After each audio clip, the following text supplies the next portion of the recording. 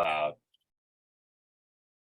everybody. Welcome. I'm Barry Kostrinsky. I enjoy these talks. I often enjoy art projects I do that morph and change.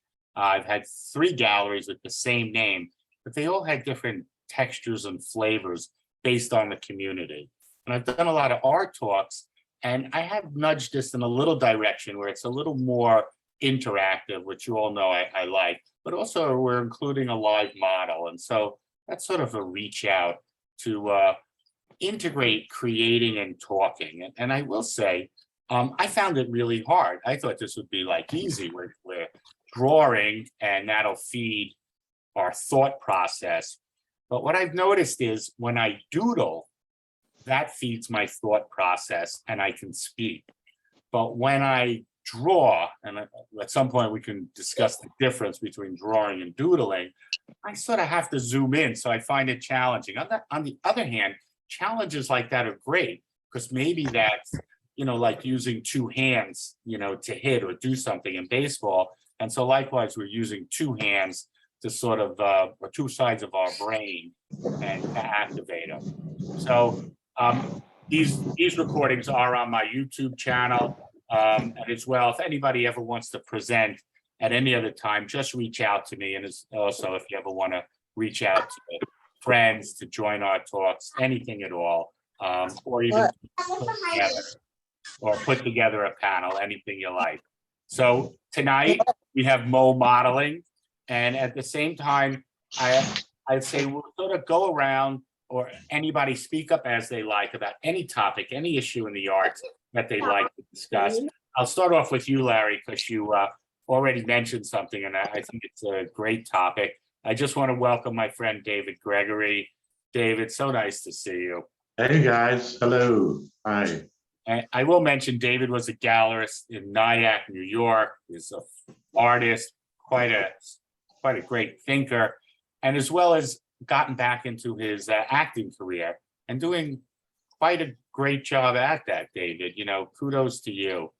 It shows you what you can do after you're 41. Yeah, it's crazy. Yeah, kind of lucky. Nice to be here. I've been in here the last few weeks. Missed you last week, Barry. Yes. Yeah. Congratulations. Thank you. She liked it. She put a ring on it. She liked it. Oh, congratulations. Nice. Thank you. Larry, you mentioned an exhibit up in the city. I'm holding that up because I thought everyone would like to see it. This is an Edward Hopper self-portrait. So, as I started to say, was the show is terrific. Some of his greatest pieces are there. Sunday morning, the great piece with all of the red brick store windows.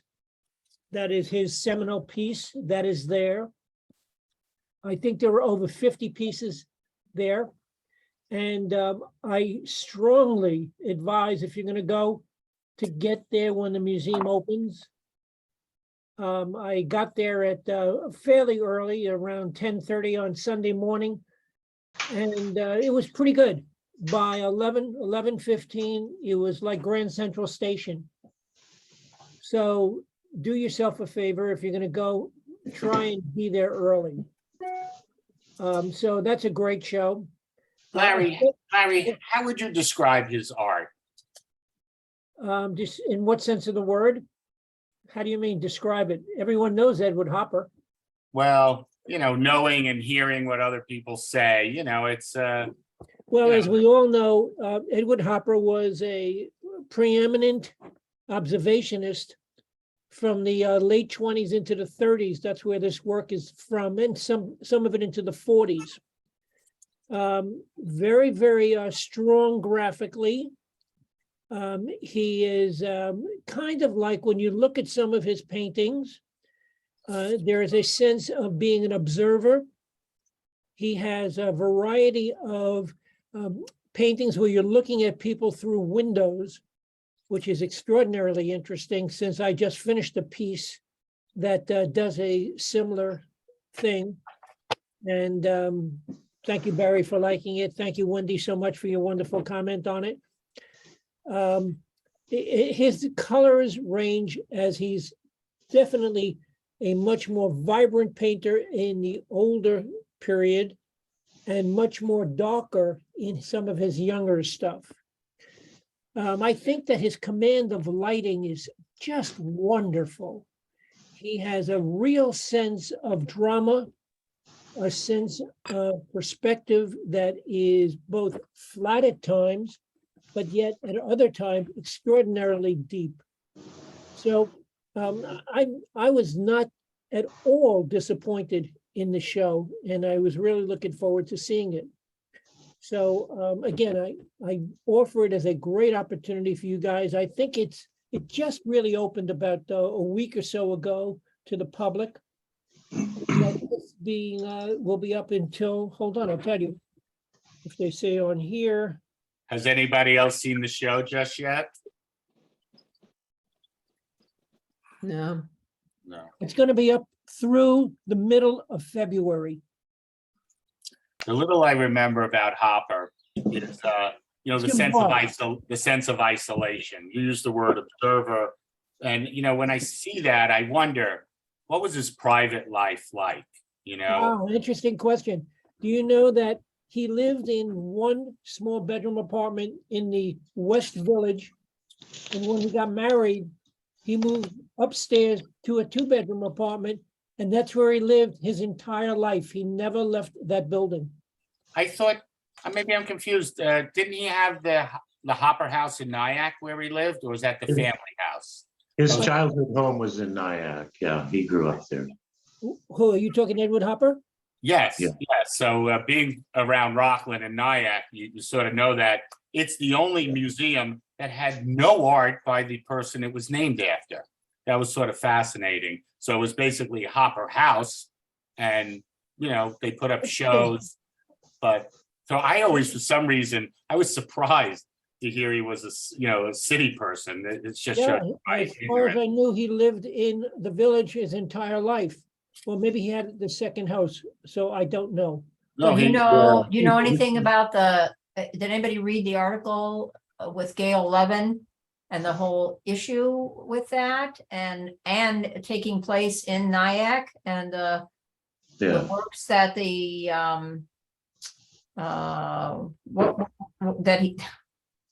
that fell into the hands of what was he again?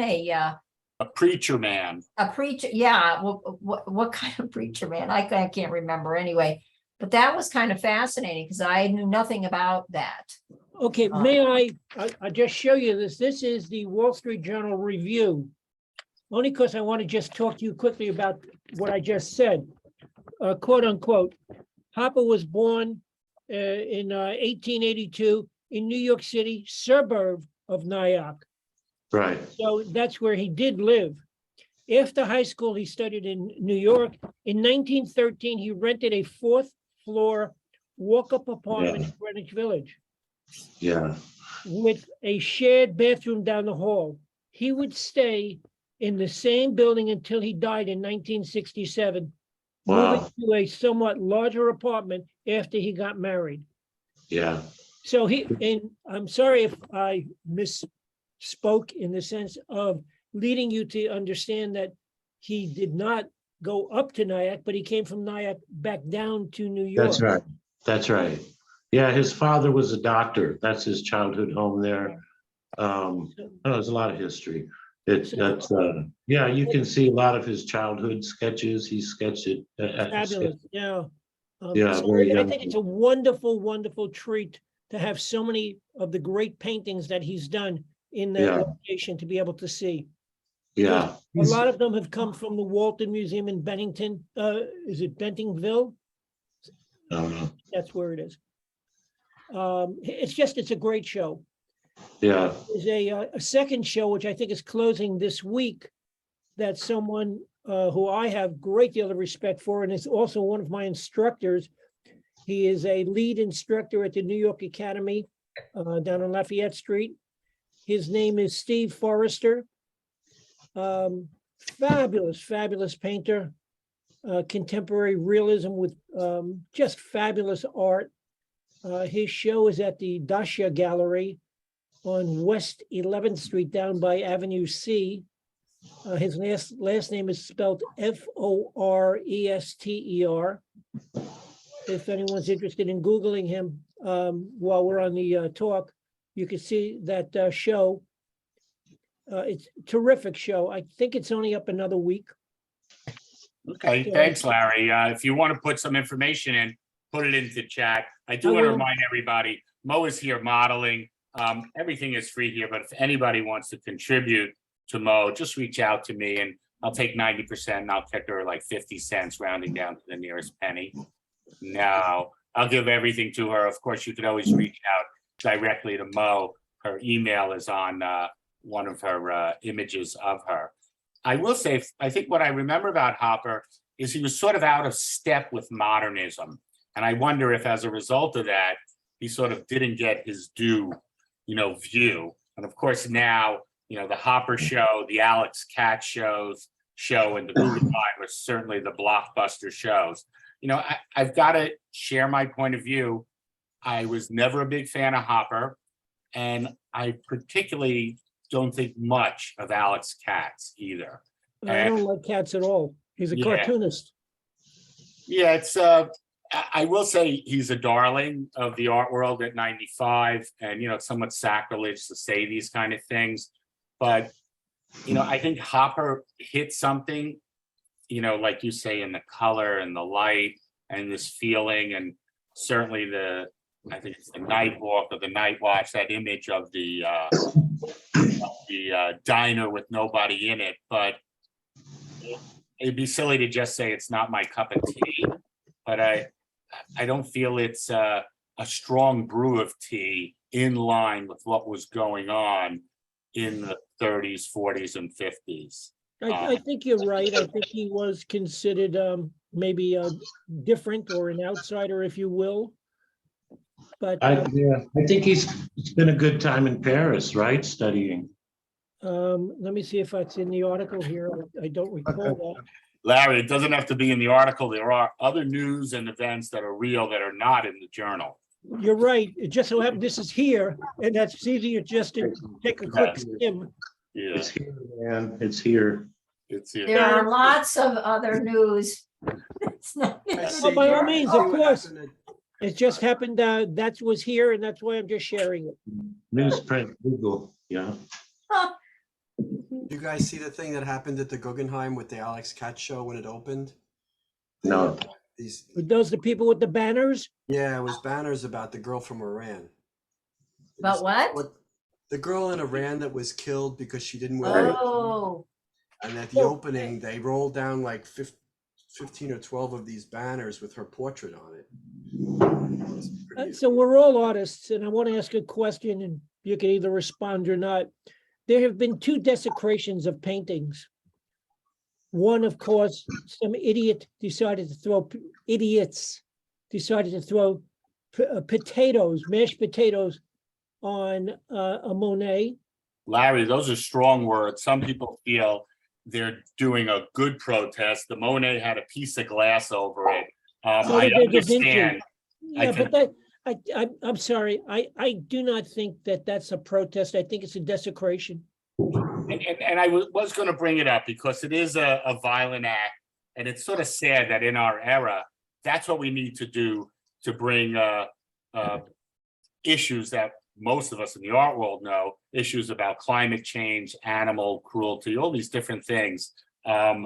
It's, I walked past the Russian embassy when I was going to the Cooper Hewitt Museum, which is a museum worth seeing. It's sort of Yeah, a it's quiet, fabulous. sleepy one. And on the way there, I stopped by chance because there was graffiti all over the Russian embassy. And I was by chance, it was early in the morning, nobody was there, and there was a Polish television station there, I assume Polish One. And they asked me, and my opinion was, yes, it's terrible to have graffiti on a building, but there was an act that superseded that. And that's the war that's going on.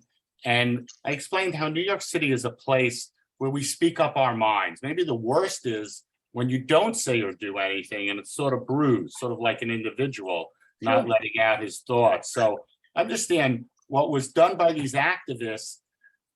It's hard to say it was directly provoked, but you could say it was provoked by an imbalance, and they're trying to rebalance the scales. And maybe it's more a sign of a dystopian society than of a dystopian event. And so that's why I wouldn't be so harsh, and understand every painting that was sort of attacked had no damage. But Barry, I agree with you, it had no damage. I think the damage is in the fact, and I'd like to see what type of repercussions these young people are again saddled with. I don't think that there should be okay, well, they did it and let's yell at them and whatever the case may be, we'll talk to them and see if we can straighten them out. I think that they should be held responsible in some way, shape, or form for desecrating something that they deem their need to do. Let me open it up to some other opinions and thoughts.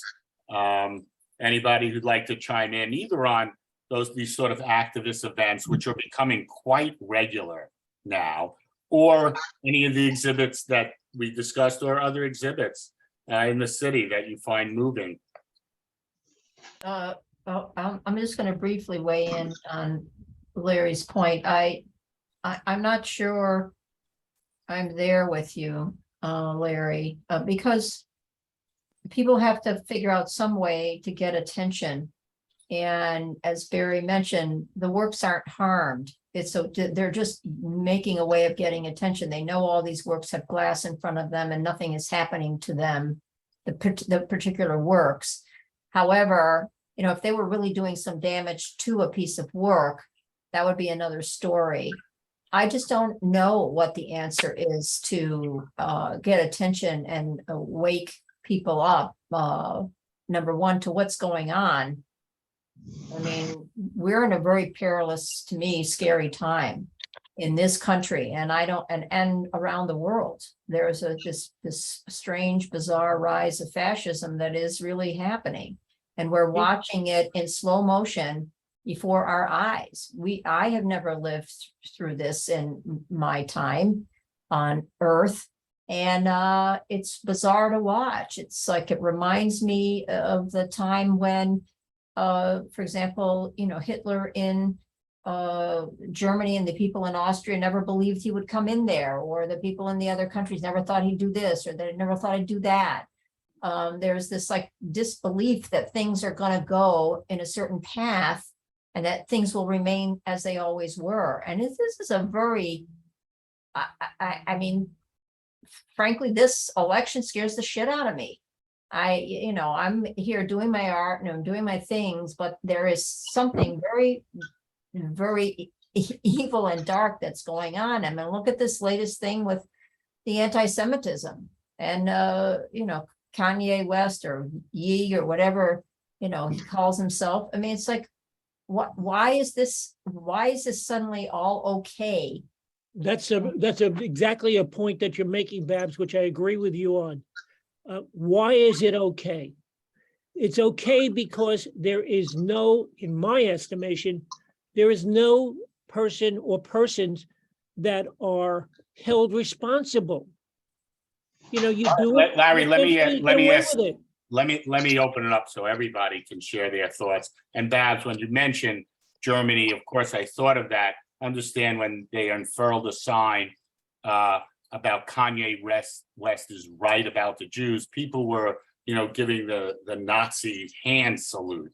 So you're dead on, and it shows you the scary times. And of course, with I think it's the Senate up for grabs, so to speak, it really, and with that vote with, of all things, Herschel Walker, great running back, but I'd vote for him for a running back, but he's actually 50-50 against a candidate.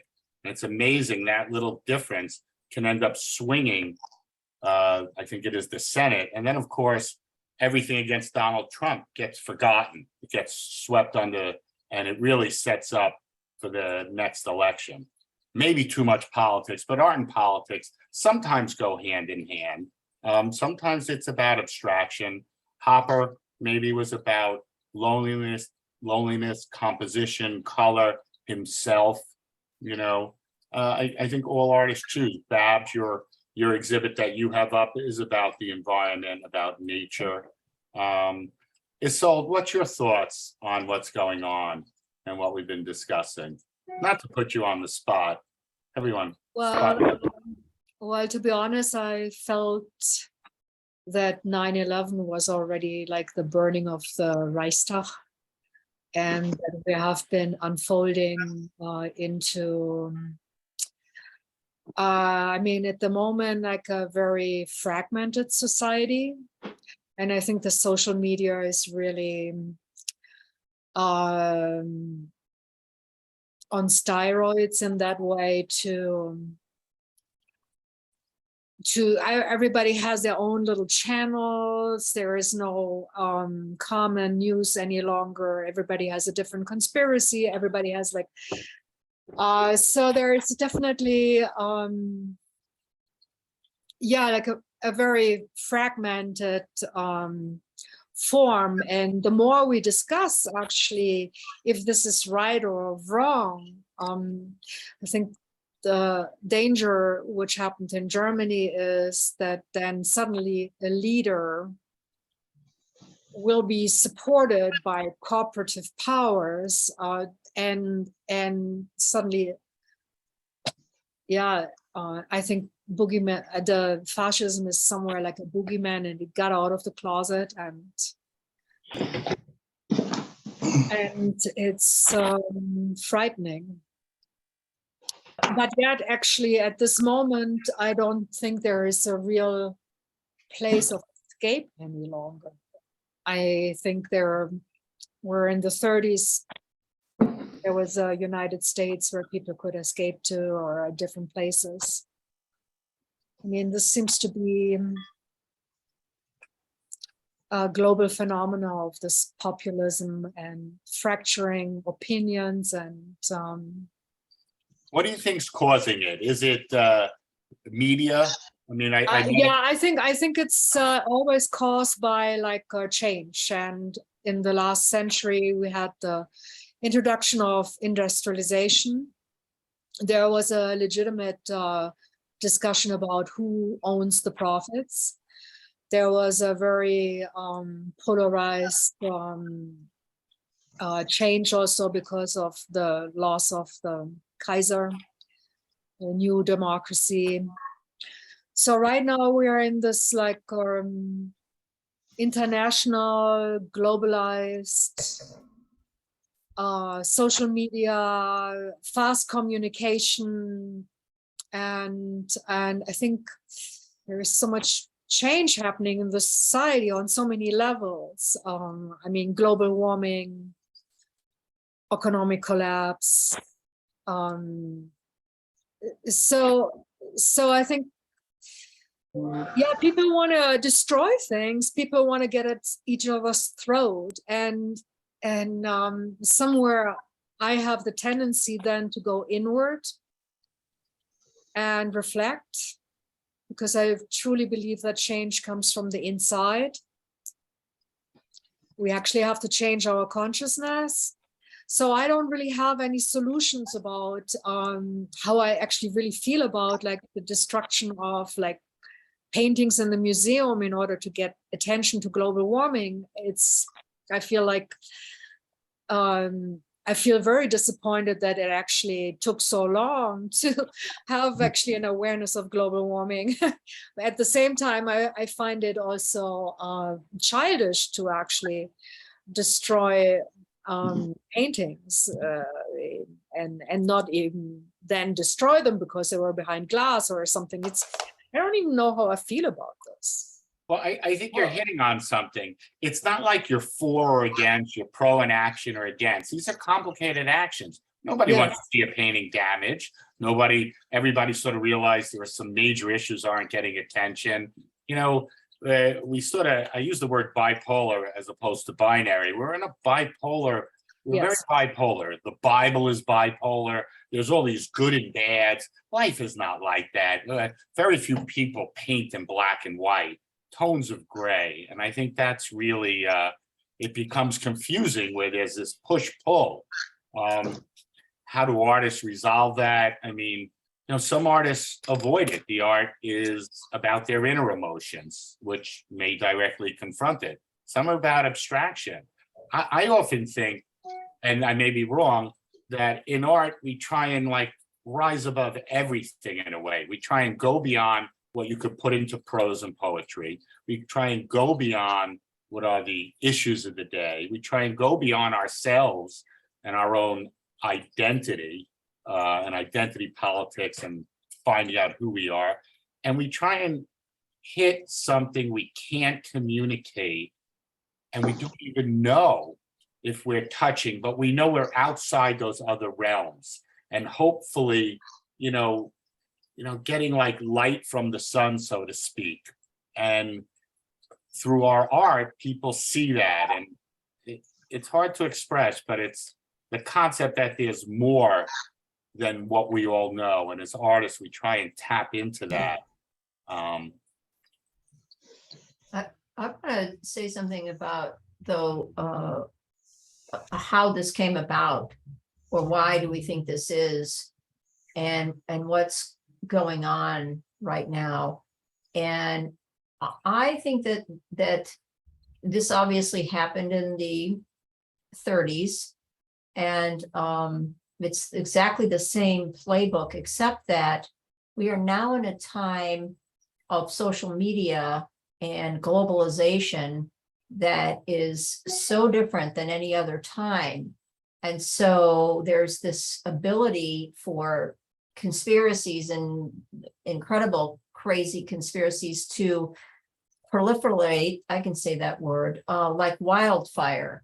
It takes off, and the lies become these truths, which is the same thing that was going on with the 30s. It was all the lies and they become the truths. But now it happens at light speed. It happens exponentially like we've never seen before. And so we're creating this huge global climate of, I think this is what's contributing to fascism globally, because you're able to just speed it all up, like the old game of even telephone, or just something where you're communicating. People could not communicate with this number of people at once. They could never do this before. So it's this weird, strange time that we're in, and I feel like I'm watching this thing like rolling down the hill, like this huge boulder is coming at us, and no one knows how to stop it. These people that believe in these things, sometimes you hear somebody interviewed and you're just thinking, how in God's name can you believe this? And yet they, oh yeah, we believe this. I mean, look, you got people at voting polls that are outside with, dressed in tactical gear with guns, and they're monitoring ballot drop boxes in Arizona right now. And one of the attorneys, whatever group he is, the Democratic, who has brought all of these suits against any of these voter issues, it has filed an emergency in a court to get these people to stop. I mean, it's exploding before our very eyes, and it's bizarre. I mean, you have, it's like these people talking about well, I don't know if I should vote for this person or that because they might not give us this or they might not give us that. If we don't get the Democrats in power, we won't have anything. It doesn't matter what you believe in climate change or what you believe in this or that. You won't have it. I mean, that's the way these things start to fall. At least I feel like I sound like my own conspiracy theorist, like that this could possibly happen in this country, but it's just bizarre to watch it. And that's how it feels to me.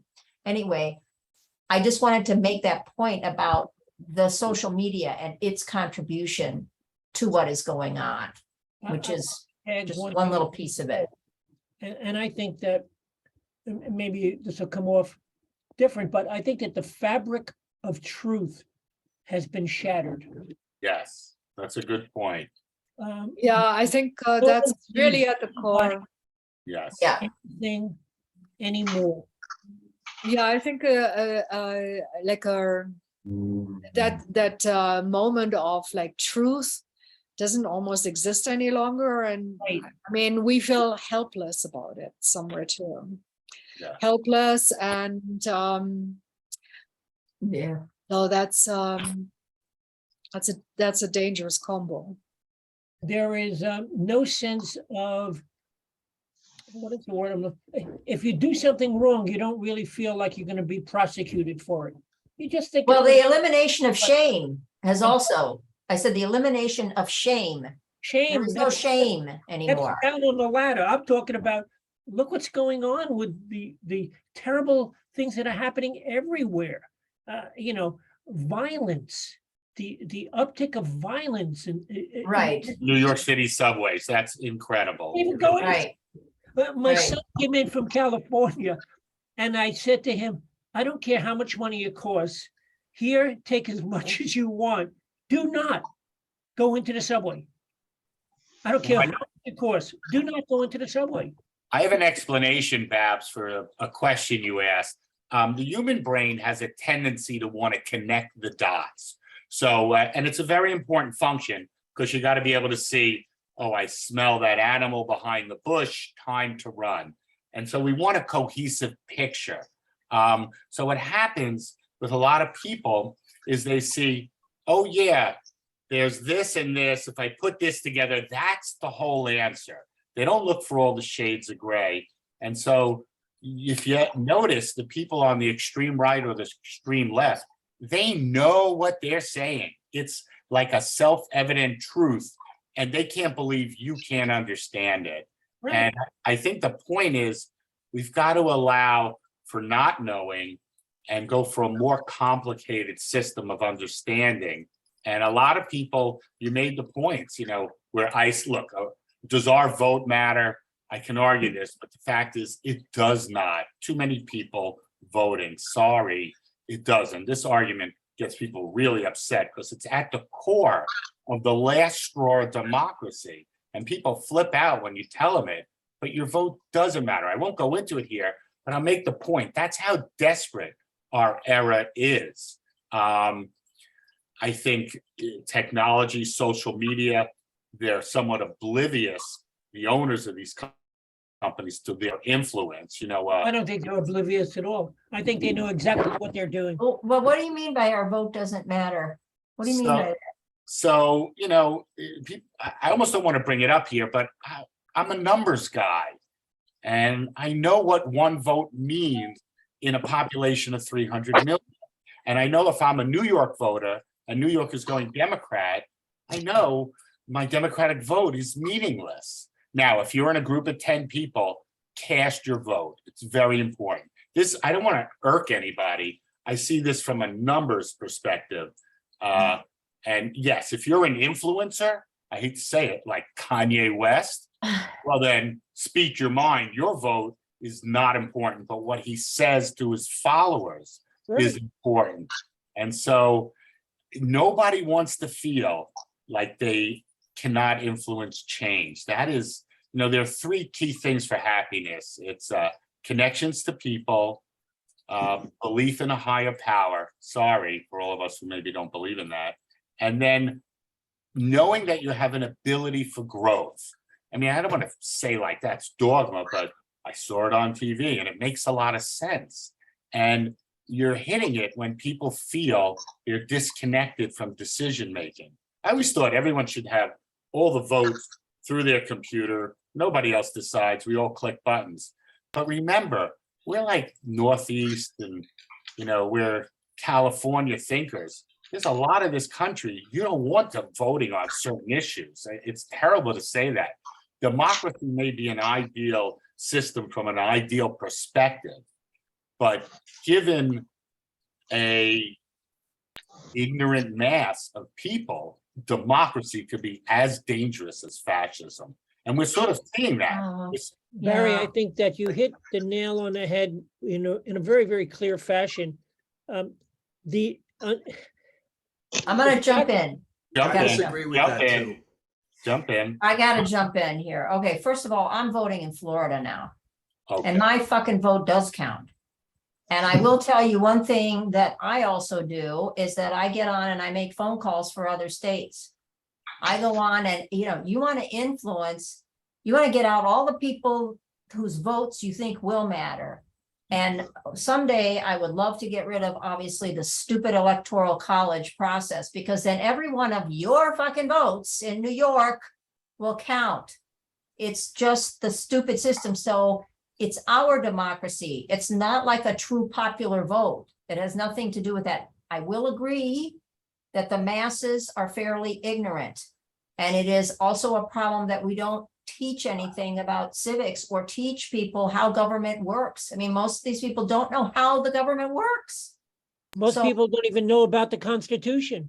I know, and they don't know about the three branches of government and how the Right. power is structured. They know none of that stuff.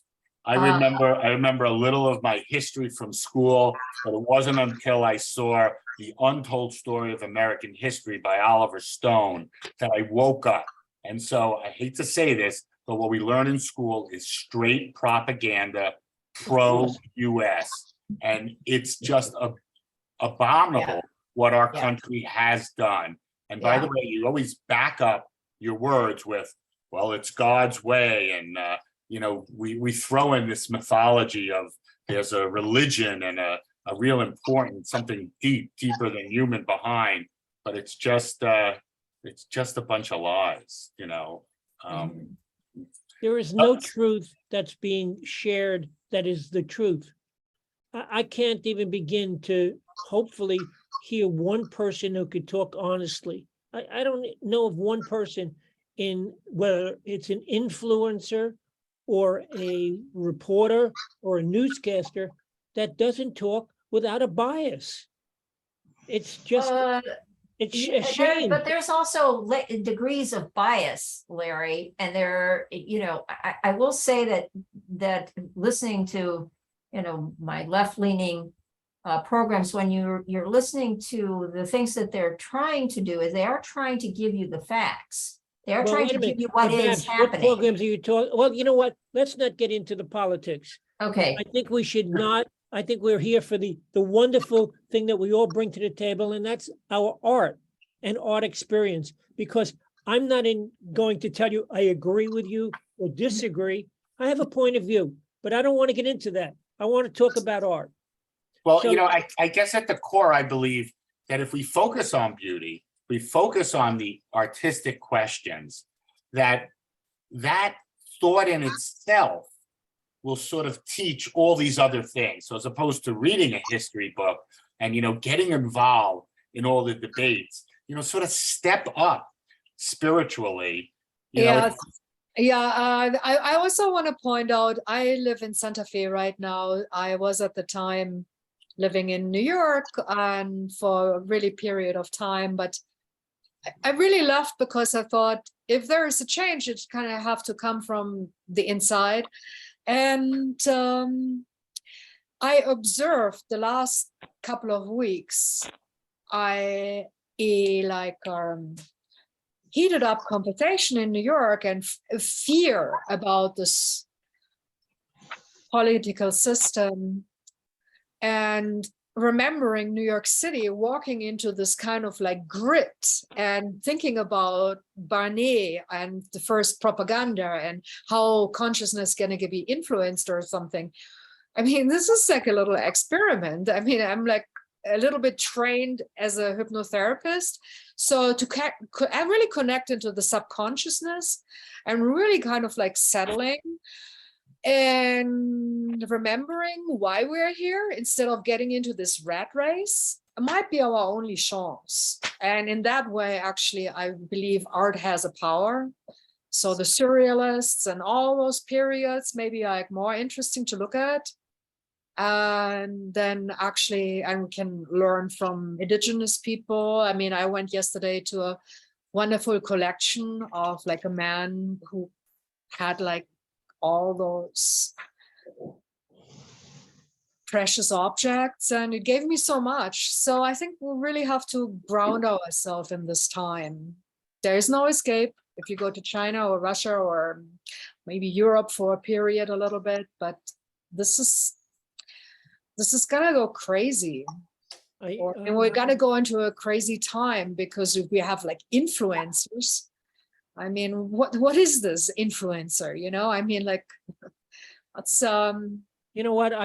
I hear what you're saying. I'd like everybody to turn around and get a job. Get a real job. Go out there and work for a living.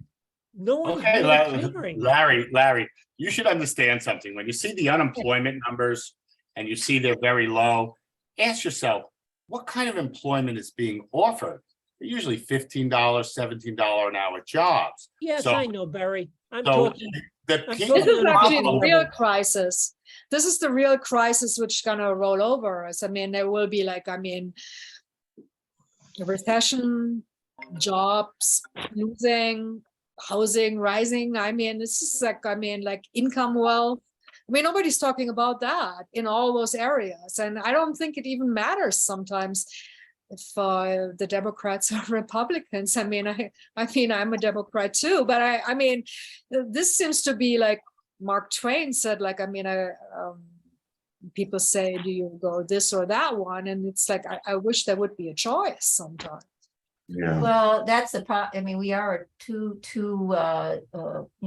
party system, but the problem right now we have is we basically have one party that's trying to do things as a functioning in a democratic fashion, whatever that means, and trying to do things for people. And you have the other party that is just really interested in this point in retaining power and greed. So if you have one, you have to have two healthy parties if you're only a two-party system. So, you're saying you wish you had a choice, but the problem is right now you don't have a choice. The only choice you have at the moment is to reject the other party until they get the message that they can't function that the way they're functioning. Well, I agree. I agree with you. I mean, that's what I've been doing, but then. Yeah, but it's. I mean, it's tragic. It's tragic. Yes, I mean, It is. I'm a dual citizen in that way also, where I think like, God, this is a declining empire. It just goes down the hill. The Ray And Galley. we are in this declining and rising empire. I mean, this is historically always been war. So, I mean, of course, I kind of like. Yeah. Just think So of this what are you gonna country as do? Rome. Huh? Think of this Yeah. country as Rome. Yeah. Yeah, Well, so I wish everybody would wake up and just kind of like come to senses somewhere.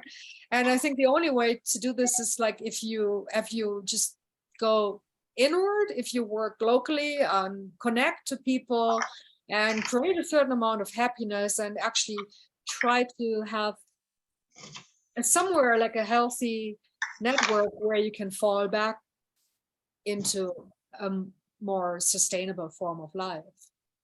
I've got to sign off, everybody. Wish everybody all the best. Bye, Larry. all right. Bye, Bye, guys. Larry. Thanks for your Thank you thoughts. so much. And I I saw- agree with Larry as he's signing off that art saves me. I mean, and I'm sure that it saves a lot of other people as well. It is the thing that you you can do and you can control for whatever that means, but that you are still sending a message to people. You're still getting a message to people. It's incredible to have discussions about it.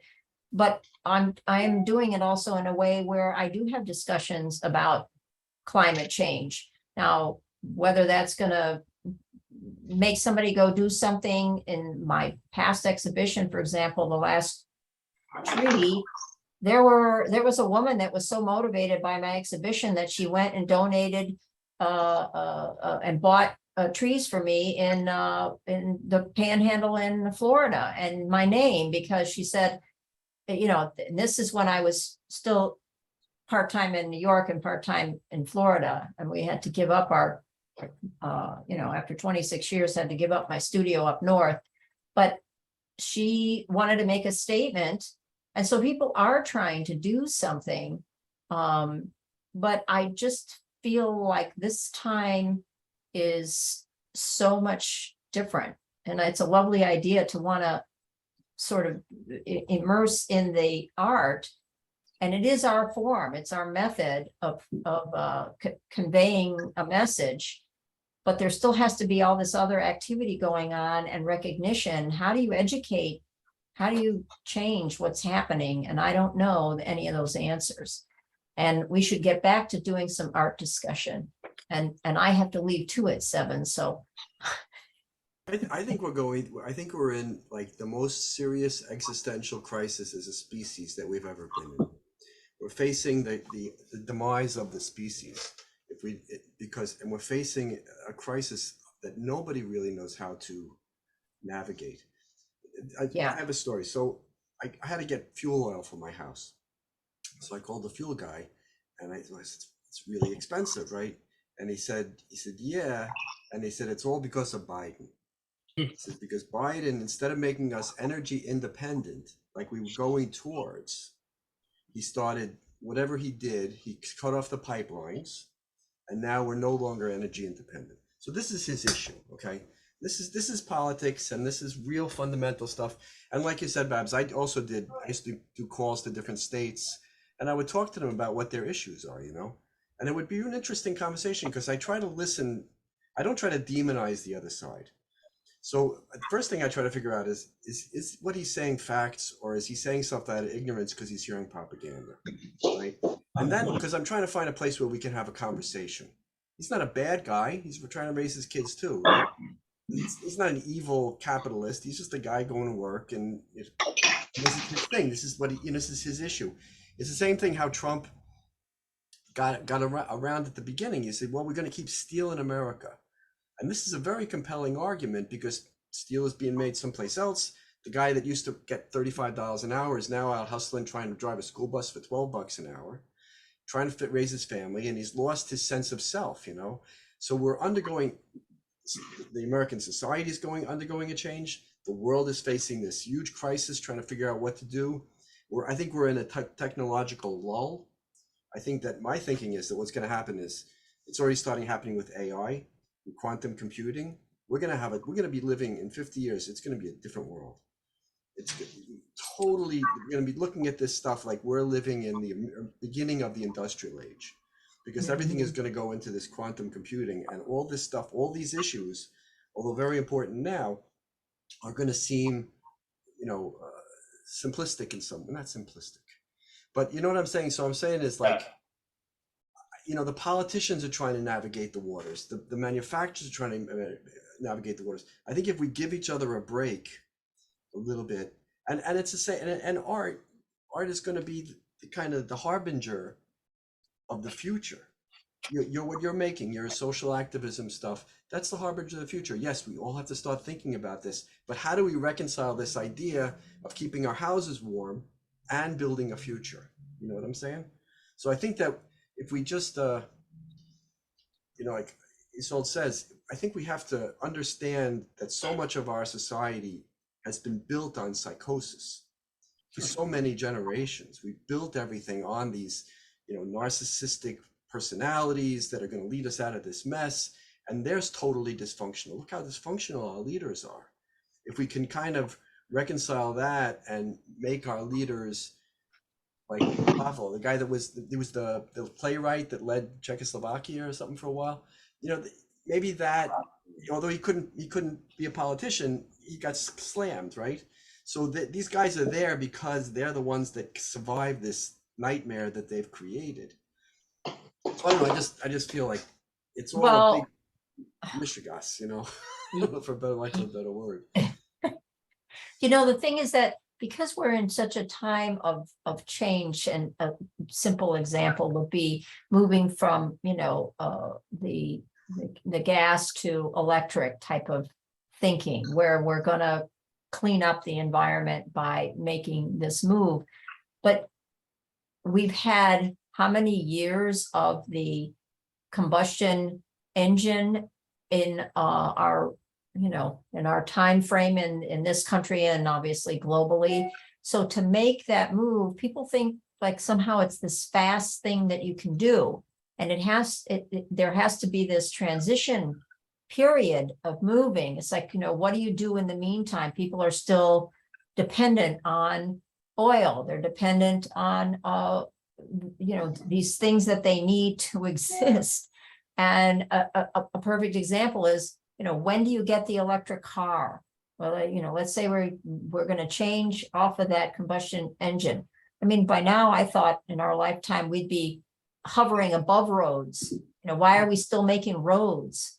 Like, when are we going to get to the point where that whole form of transportation also changes, and and to better do mass transportation? I mean, all of these things were rolling along, for, I don't know, when was the first automobile invented? I mean, it's like we're watching that transition slowly happen. I mean, this is what big government can only do. It's like you have the Biden administration investing more than any administration has invested to date in climate change, and talking about building those electric stations and making that transition. What does it mean to make that transition? You're talking about a freaking huge transition.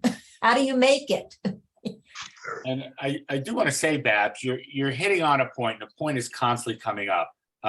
Money and investment in this. And if you notice, when Democrats want to change things, they often ask for money to make the change. And I've had a speaker talk, and I forget his name, but it was quite brilliant, and Damian Crisp. And he pointed out you need money to affect change. On the other hand, that is one approach, and that's sort of a very plastic approach. And yes, obviously, if all the billionaires got together, all the problems could be solved, or at least, let's say, a lot of them, because they could focus the money and the advertising. Let's hope in the right way. On the other hand, when you meditate by yourself, are you affecting change? When you just calm down, when you do a work of art that's about beauty, and sort of, you can't help but feel the tension in the air here, and we're all artists. And even there was a cry, let's get back, to talking about art. So there is this encumbrance on us. You have to know the name of that representative. I saw you searching for that, Babs, and I've almost given up. I don't want to know the names anymore or the issues. I know what the overarching is, the sort of large picture, and there is this encumbrance upon us to know minusculia that is really not important. And we all have to, it's like when you go to an art opening. Minutia. And people drop names. And I wanted to do a performance piece where I go to an art opening and I have my little note cards and I drop them on the ground in front of people. And then I pick them up and read them off. And they go, what are you doing? I go, I'm dropping names. And it's our way of saying, I know this. I once saw an artist and she mentioned someone to me. I go, no, I don't know who they are. And they went like this. I was like, it was George Siegel's wife. And of course I knew George Siegel, but I forgot about him, and probably for the right reasons I forgot about him.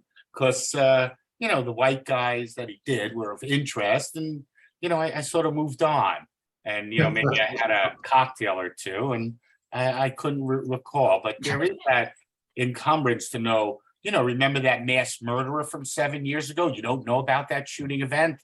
Oh, we summarize. On the other hand, who's listening to Eastern thoughts, and who's listening to the Tao? And it's a very different thought, and we're all full. Maybe we need to empty.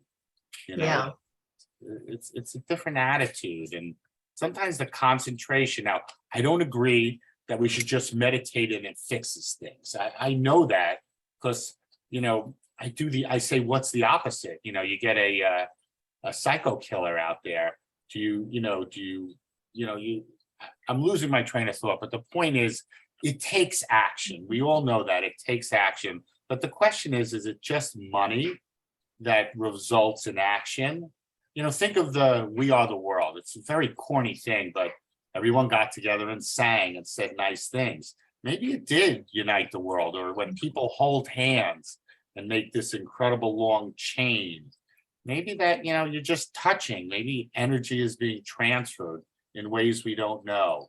When you walk in a forest, maybe you get educated in ways beyond education.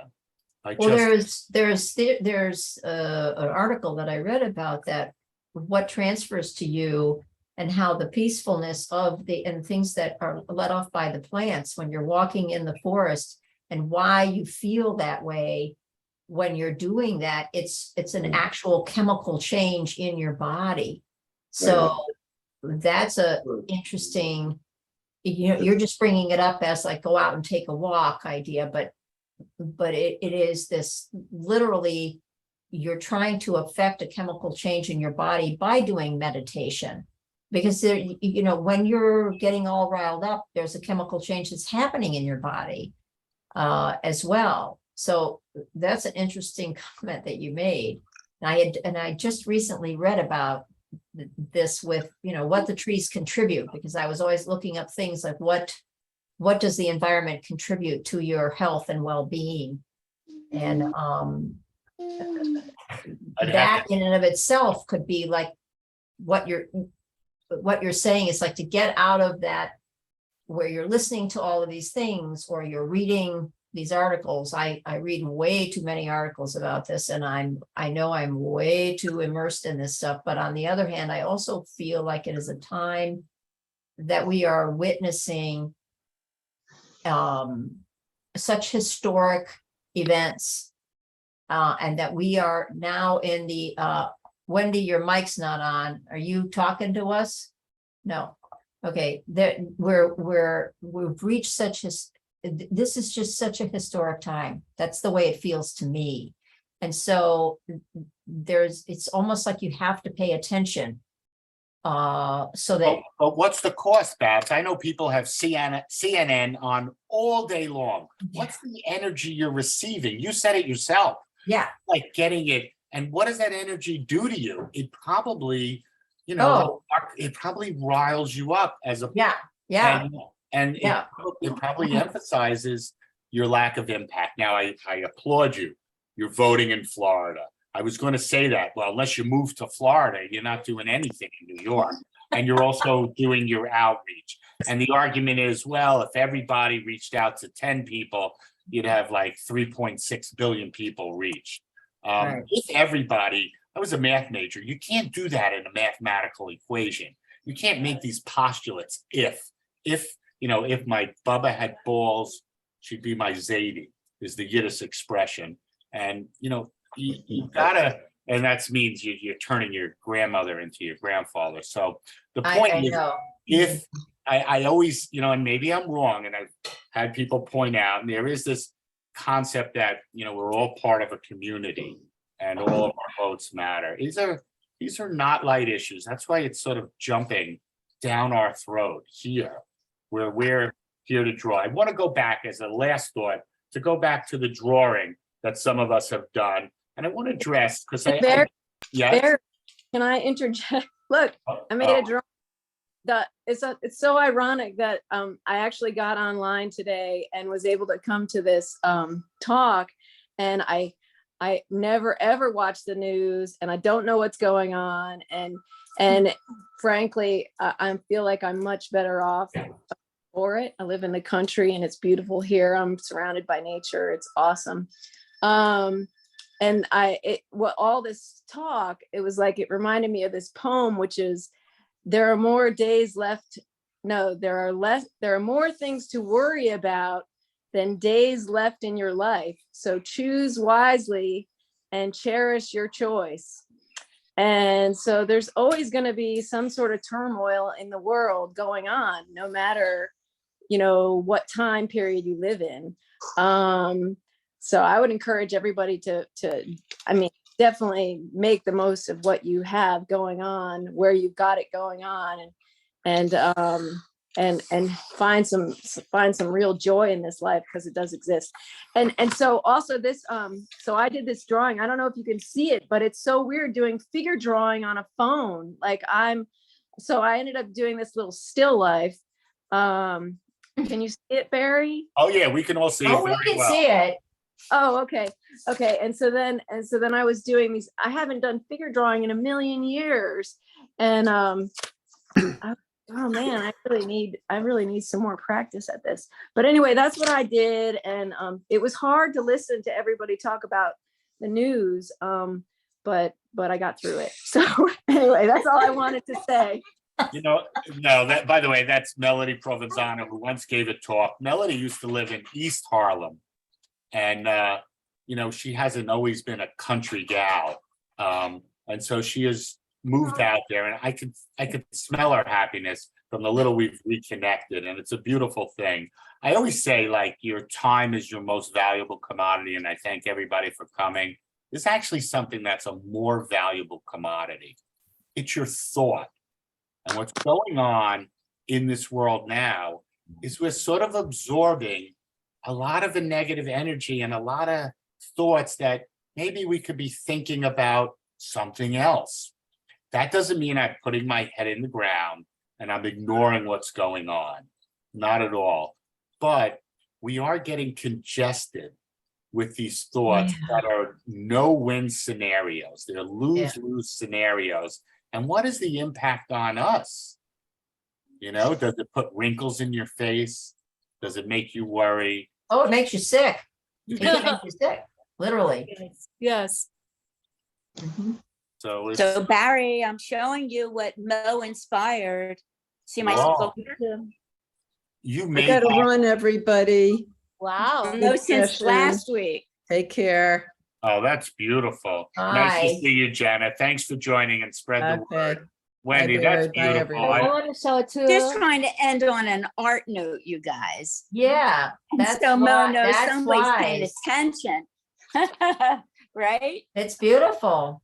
Yeah, it was really Wendy. so much Oh, fun. look at that. Look at that's beautiful, Melly, from your and it's sold. Very nice.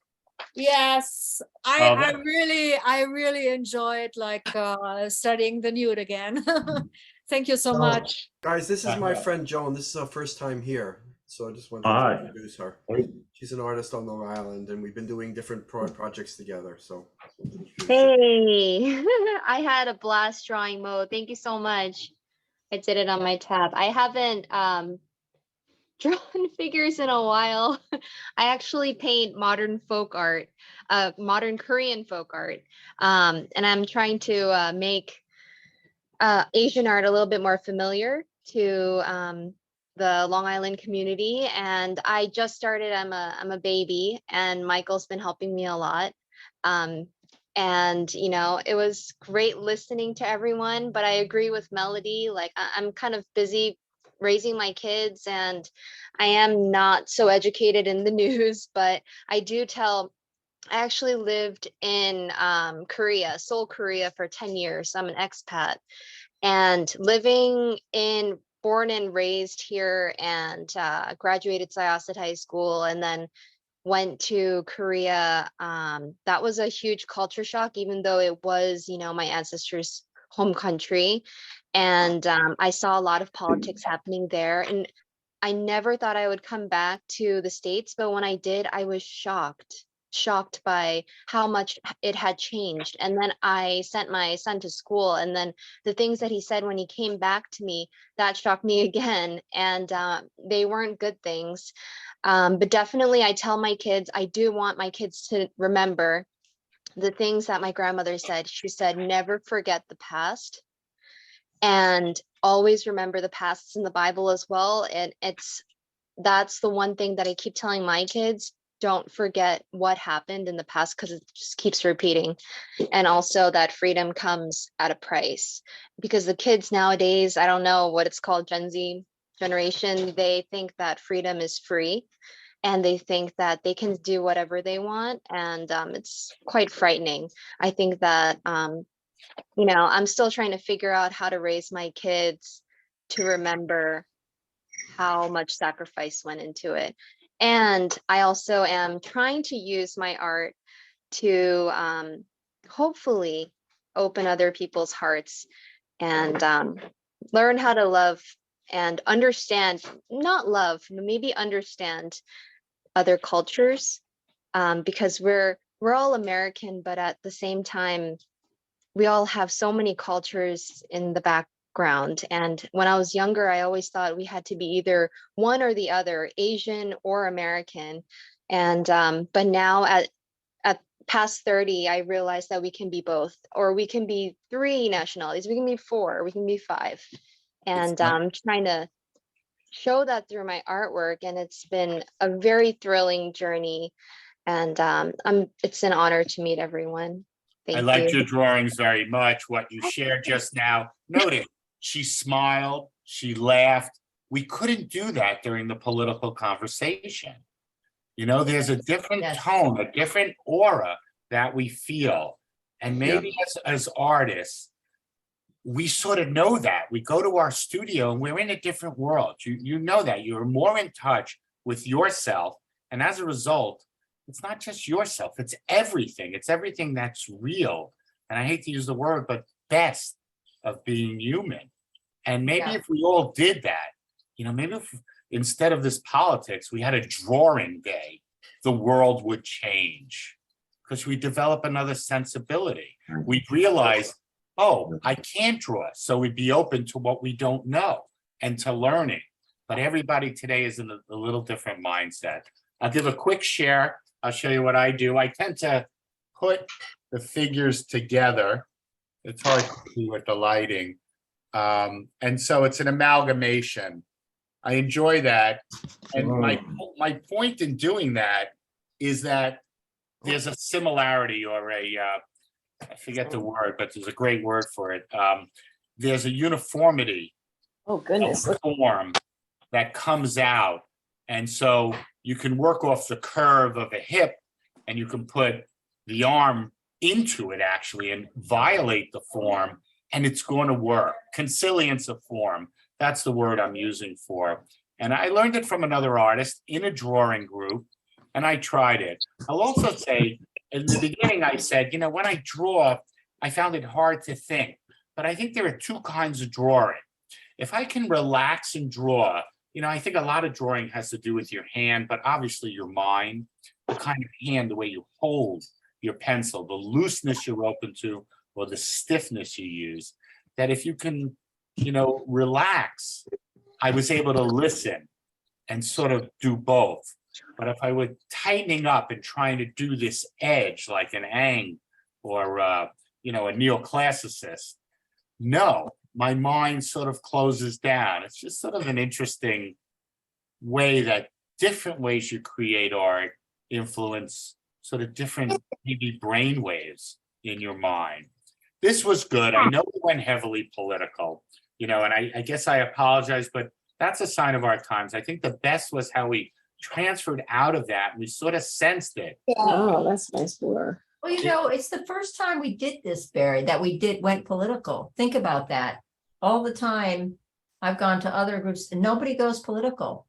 That's unique. So that's actually probably a good thing. That, you know, so I don't know. That's because Barry created the space for it to happen. That's why. I mean, if No, but I'm saying it's like he's apologizing. That's why whatever bubbled to the surface, you know, happened. Yeah. So thanks for sharing, everybody. So Barry, I didn't draw anything tonight, but I have been unpacking boxes here, and just today I found a sketch pad from my very first sort of drawing group at your joint in the Bronx. Haven Art, yes. Yeah, so this is, that's the back of J.C. Rice's head. I couldn't see the model, so that's the back of his head. So anyway, and then I don't remember. I think there were 2 people that night. Kind of monstrous. And there's an angular thing you're talking about, man. Very nice. Very nice. I think there's one more. Yeah. So that was my very first sit down with a group of people and sketch somebody. Good. And it just shows the importance of doing this. Melody is quite an accomplished artist. And yet I've had another artist say the same thing, Linda Cunningham, who again, very accomplished. Linda once said to me, thank you for bringing me to life drawing, because we forget certain things that really ground us back in like a beautiful way. And, you know, Wendy, thank you. But I always thought a conductor does nothing. And I really do the littlest bit, but it's like the right little bit to open people up. And, you know, I got to thank all of you, because it is a group effort. And maybe that's the best lesson here, that micro groups, any group, the parental group, Melody having her child.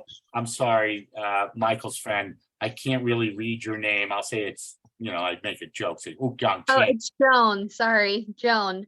Joan, sorry, Joan. I think it was beautiful what you said about your daughter, and it's at the essence, whether it's a micro group of a family, a group of 11 here, New York Artist Circle, artists at the Whitney Museum looking at the biennial. We're all connected. We are not lines, there are not lines between us.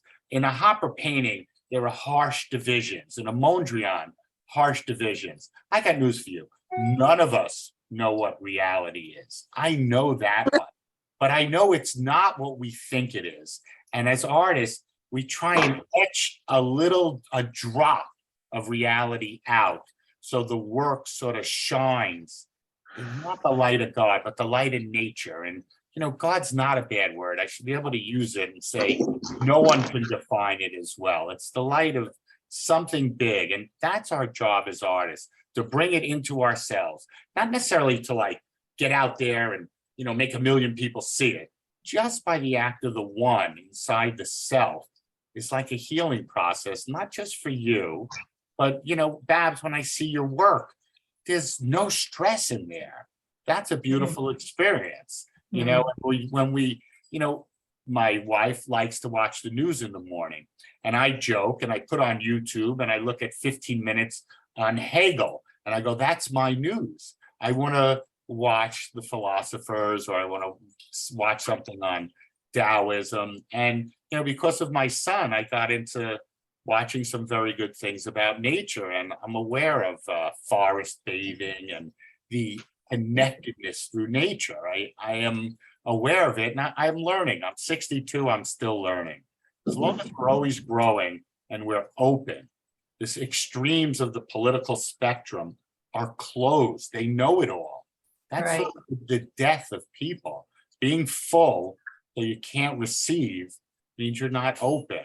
And so Curiosity is what keeps people going. You know, that's part of making art, is being curious about things you don't know about. I think that's part of, at least that's the message you're sending to me, and that's what I think of. And it's fascinating, because I will tell you, I cannot believe the comments that people have made about this installation that I made.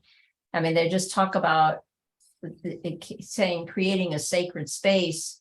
It's magical. It's I feel the reverence. They feel all these things, and all the things I've been feeling and trying to put into it, they're feeling it. And that's the magic. And the magic is, it's not offered on CNN. Those spaces are not offered. And, you know, it's hardly offered at museums today too, because, you know, you have to look for 3 seconds and walk slowly. You know, there's a whole protocol. I want to thank you all. Definitely an edgy conversation. I'm so glad everybody sort of shared, and I'm so glad everybody created. I think, you know, as artists, we want to create, and we want to create good in a sort of platonic sense. Yes, we all want to make money, and we also, I saw Tracy Emin. I saw a great little 15 minutes on her. I know Jerry Saltz is interviewing her, and by chance it came up on YouTube. And, you know, she said a lot of brilliant things. She really did. And our role as creators, the one thing she said is, if you're in a garage painting by yourself and you don't get the word out, well, your art is not being communicated to a viewer. And it's really important that it's seen. And we're all frustrated. It's very hard to get shows. We share amongst ourselves. That's a big deal. It's not a little deal. And it's up to us maybe just to get our art out. Maybe, Babs, you change somebody by seeing your work and noticing the dichotomy of that space versus the regular street space on 42nd Street, or the sort of the harshness. We all live, we're all, I don't care if you have millionaire, you're worrying about the kids' college. You know, there are so many challenges, but we don't have to be, they don't always have to be present in us. We could take other things in and sort of see everything's proportion. Thank you all. We'll do this Thank you. again. It's an every Tuesday thing. Thanks, Reach Rick. out to friends. Again, Mo's email is up there if you want to contribute to Mo. Thank you, She's Mo. happy for it. Mo, I can't thank you enough for modeling for us all. Thank A you. great model, and also a great thinker. We didn't open up a can of Mo today, but it's a good can to open up one day. And thanks everybody. You know, this is, you know, I think we're better. We're healed in a way from just a little group. And thank you. Thank you, Thank Barry. you. Thank you, Barry. Thank All right. Thank Good you. night. Thank you. Everybody. Good night. Good night. Good night.